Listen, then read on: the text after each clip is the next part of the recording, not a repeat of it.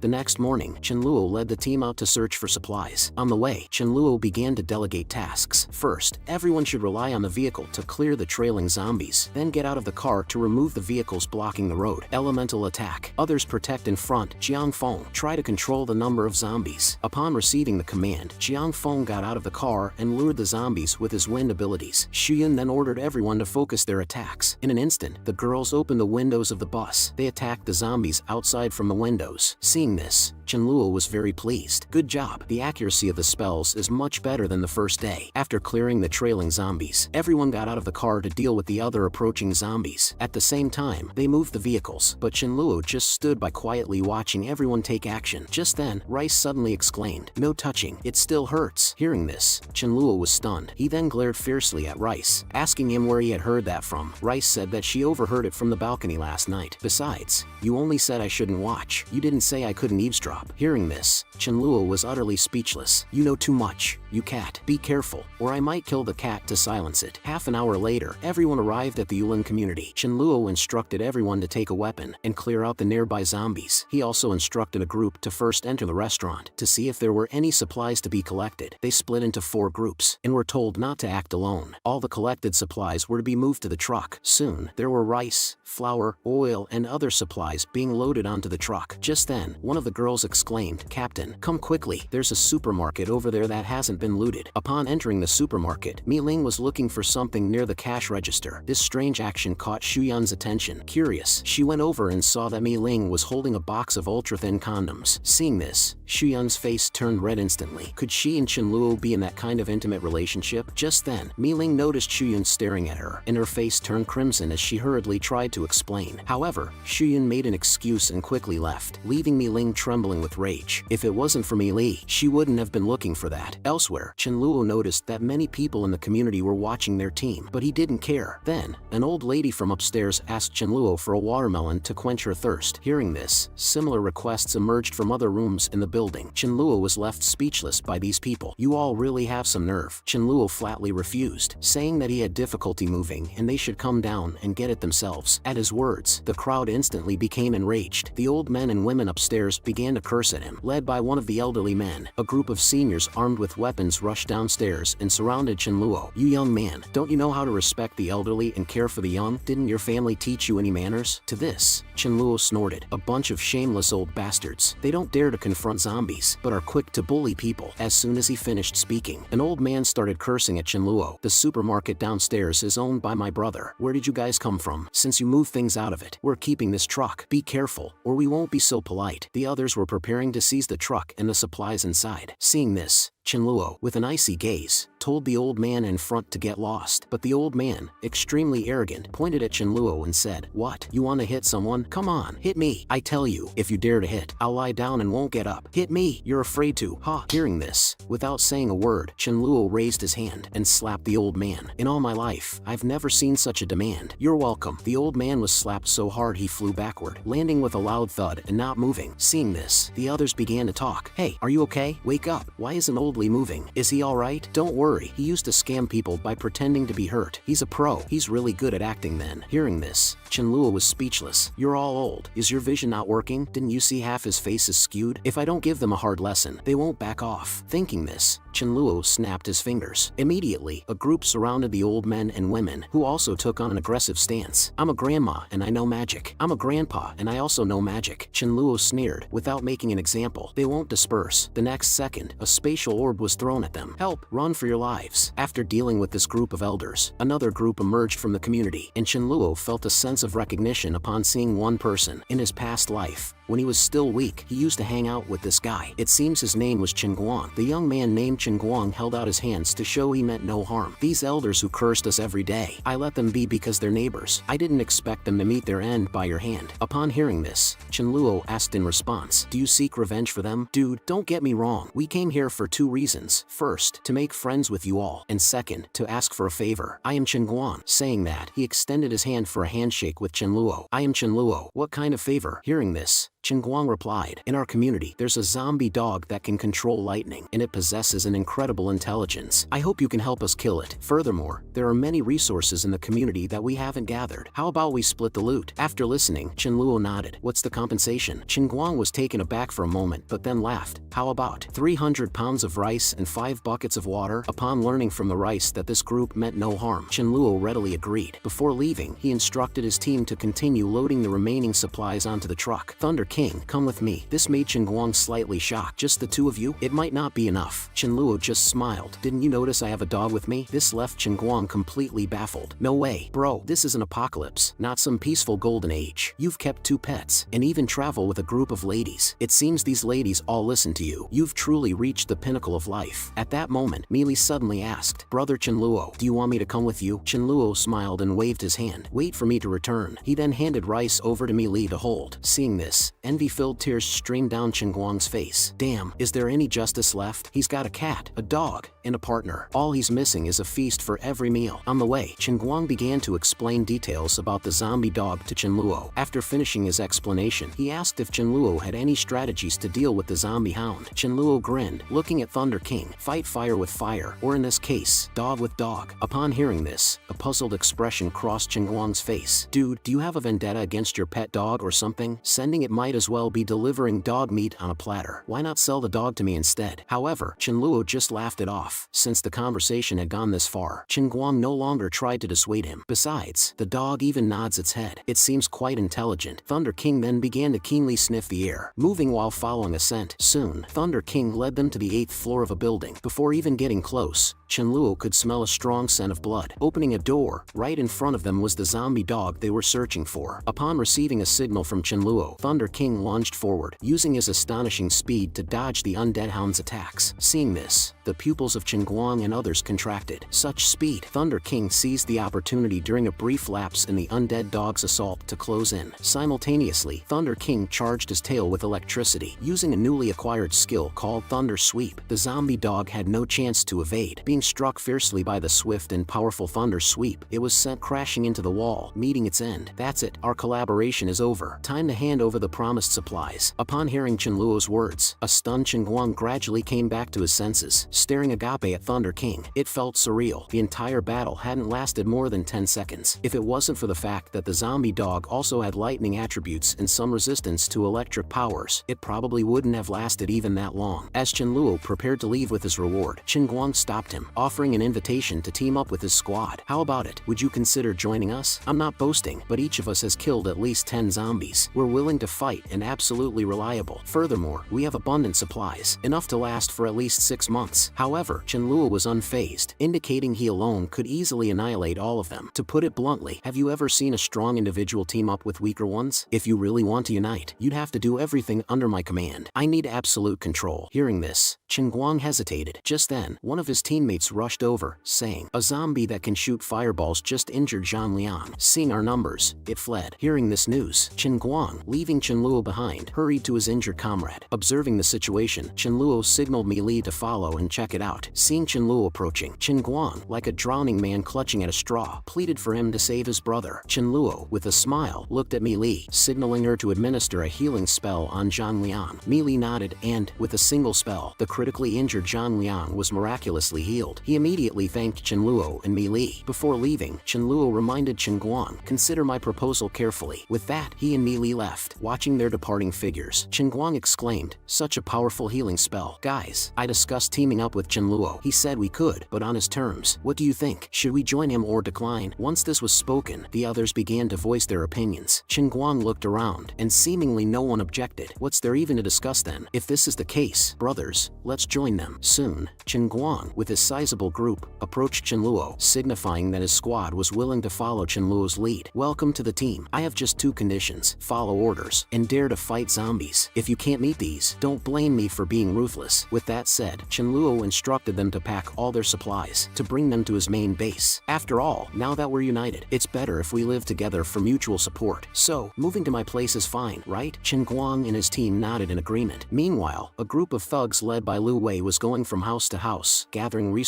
With about 18 or 19 survivors in his group, Lu Wei had established some dominance among them through his ruthless methods. Soon, they stumbled upon the villas where Chenluo and Shuyun resided. The ones on guard duty, Fangyu, Sulan, noticed them first. Sulan inquired, "What should we do? Their numbers are significant." Chenluo once said, "If there are too many, just pretend you didn't see them. If conflict arises, with only the 2 of us, Fangyu and Sulan, we won't stand a chance." Fangyu, however, shook his head. "That won't work. We can't let them search our place. Our supplies are in there. Even if Chenluo didn't command it, we can't just stand by and watch. Let's go down and warn them. Tell them our main forces are about to return. If they don't heed the warning, we'll fight. We can then run to lure them away, buying some time. With the electric batons in our hands, we might even have a chance to strike back." Just then, they saw Chenluo's convoy returning to the compound. At the same time, Chenluo on the vehicle also noticed the aggressive survivors heading straight for his villa.